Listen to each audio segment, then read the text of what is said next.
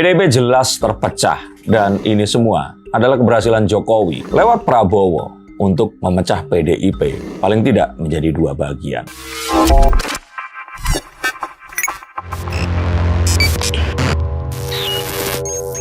Halo Sainsikers, kembali berjumpa bersama saya Denny Darko. Tidak ada yang namanya misteri, yang ada adalah tanda-tanda yang kita semua coba untuk mengerti. Akhirnya PDIP harus bermain dua kaki. PDIP harus menunjukkan bahwa mereka pun adalah orang pemerintahan. Sedangkan di sisi yang lainnya, Ketua Umumnya, Ibu Megawati Soekarno Putri, belum bisa memendam amarah dan rasa jengkelnya kepada Gibran dan Jokowi yang jelas tidak akan mungkin terpisah dari Prabowo. Momen menarik lagi di di sidang tahunan MPR, dan juga ada momen lain lagi kemarin baru saja di upacara kemerdekaan. Bu Megawati tidak datang ke sana, hanya mengirim perwakilan. Ada siapa tadi? Bambang Pacul ya? Iya, Bambang Pacul, sama satu lagi siapa ya? Yang di kemerdekaan, lupa lagi. Ya kalau Mbak Puan kan karena dia ketua DPR karena bukan perwakilan. Ya pokoknya ada satu lagi lah, ada dua perwakilan.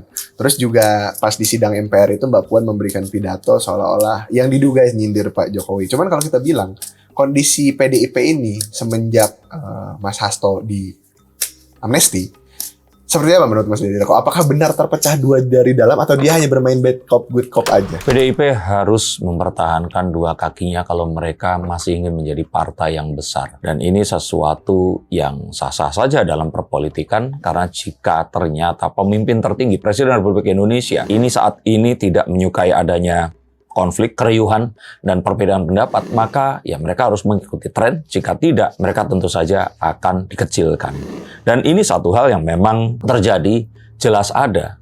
Dan saya yakin ini pun atas bisikan seorang Jokowi yang tadinya adalah ordal di PDIP. Dan sebenarnya kalau kita melihat dari sisi PDIP, mereka pun juga nggak bisa apa-apa karena rahasianya dipegang oleh Pak Jokowi. Maka mereka tahu bahwa udah Pak Prabowo ini dekat sama Bu Mega, mengerti sekali mungkin isi hatinya, ditambah lagi orang dalamnya yang mengetahui semua dosa-dosa mereka semua, ini sekarang ada di pihak Pak Prabowo. Maka tentu saja akan bodoh jika mereka terus mempertontonkan satu upaya oposisi yang ini tidak akan ada poinnya. Toh mereka pun juga memerlukan adanya upaya untuk terus ada di kekuasaan melalui tiga instrumen. Yang pertama adalah Ketua DPR.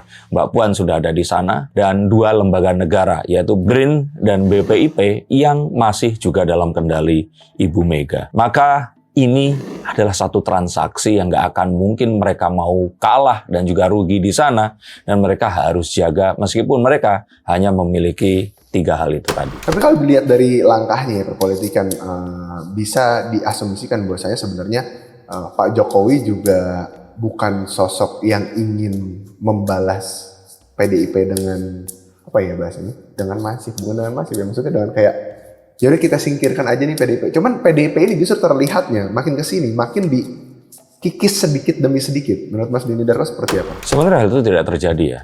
Kalau tadi yang pertama memang betul Pak Jokowi nggak punya hard feeling. Dalam artian nggak hard feeling ini adalah ya dia melakukan ini sebagai seseorang yang profesional saja. Kalau dia sudah dikeluarkan dan dia dicoba untuk dikecilkan, maka secara politik membalas dengan mengecilkan itu bukan satu perbuatan yang dosa atau jahat seperti itu. Karena dalam politik nggak ada mengenal istilah dosa dan jahat.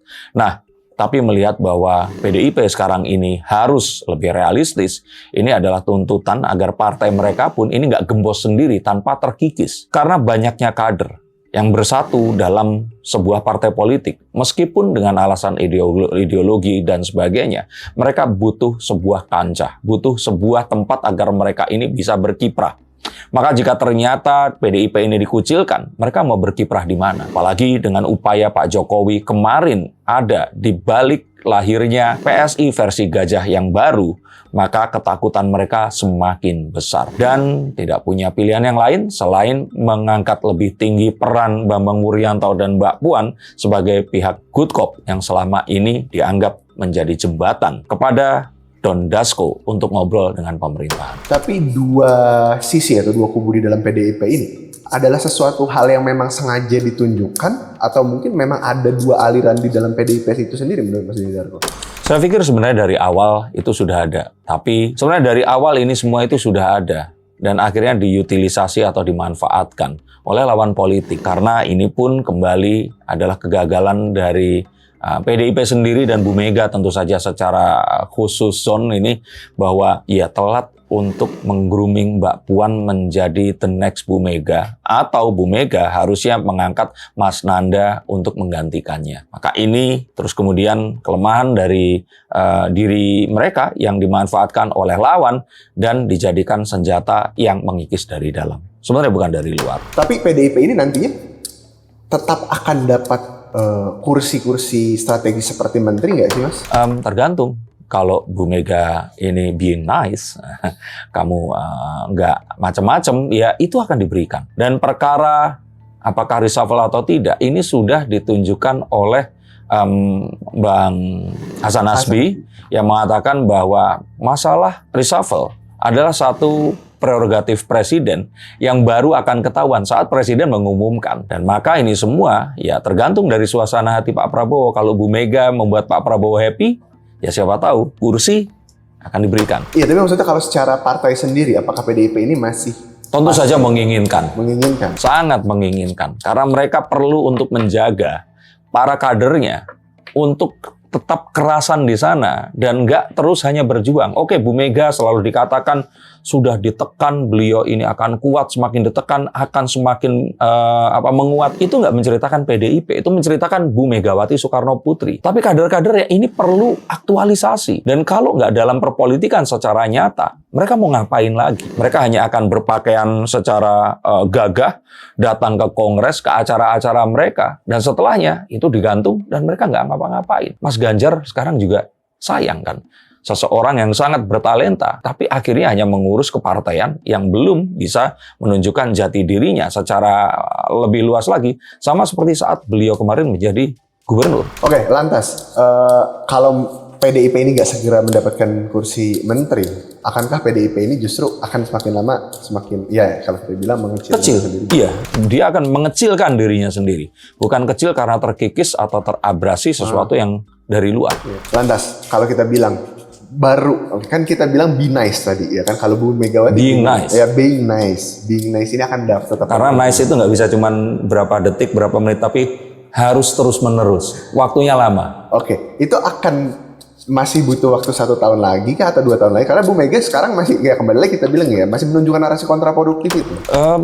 Enggak juga, karena dengan beliau sekarang ini tidak memerintahkan Mas Hasto untuk menyerang atau menggigit Pak Jokowi, it is being nice.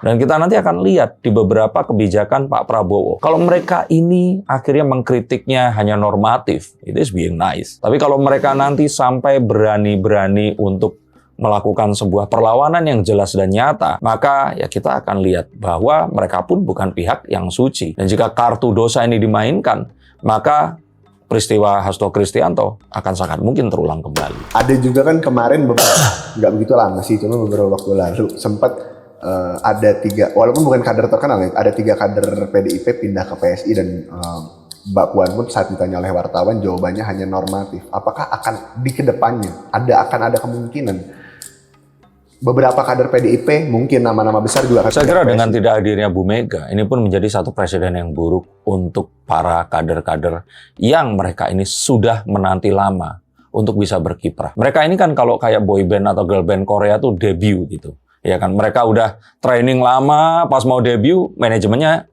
ini nggak terkenal atau di ban sama pemerintah. Akhirnya mereka nggak bisa terkenal kan. Nah, mereka sedangkan butuh panggung untuk mereka menari, menyanyi, menghibur, menyampaikan aspirasinya. Nah, ini yang kemudian jadi kendala. Lah kalau Bu Mega, dia sudah pernah menjadi presiden, kiprahnya jelas. Mbak Puan dan orang-orang yang lain, Mas Ganjar, Pak Bambang Wuryanto atau Bambang Pacul dan yang lain-lain.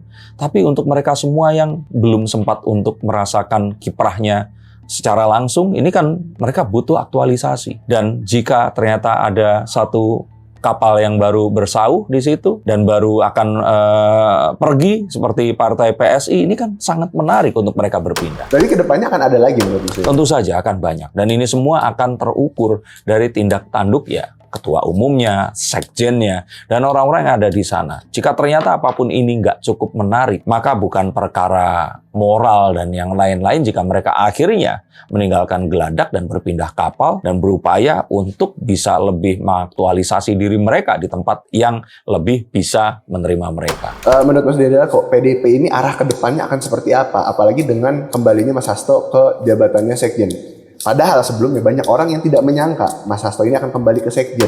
Kasihan sekali untuk para kader PDIP karena sejatinya mereka semua ini tersandera dalam sebuah kondisi. Mereka tidak bisa mengganti Bu Mega. Tapi di saat yang lain, mereka juga tidak bisa meminta Bu Mega untuk merubah pemikiran dan isi hatinya. Maka apa yang akan bisa dilakukan oleh para kader PDIP adalah berdoa sesuai dengan agama dan keyakinan mereka. Semoga Allah SWT, Tuhan akan menunjukkan jalan, meluluhkan hati Bu Mega, dan membuat beliau ini agak ngelemesin tentang apa yang terjadi akhir-akhir ini. Karena hanya dengan itu, PDIP akan bisa besar kembali. Nggak mungkin dong menggulingkan dan memakzulkan Bu Mega. Jika ternyata kalian menyukai konten seperti ini, silahkan subscribe dan juga bagikan. Di mana saya di sini tidak berupaya untuk berpihak kepada satu pihak, tapi berpihak kepada NKRI dan pemerintahan yang legitimate untuk bisa melakukan tugas mereka, menjaga kita semua dan membawa Indonesia ke Indonesia emas di 2045 nanti. Terima kasih, sampai jumpa dan salam.